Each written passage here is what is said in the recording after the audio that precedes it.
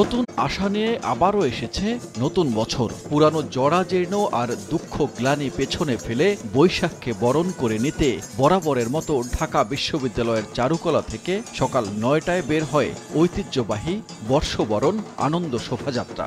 এবারের প্রতিপাদ্য নববর্ষের ঐক্যতান, ফ্যাসিবাদের অবসান।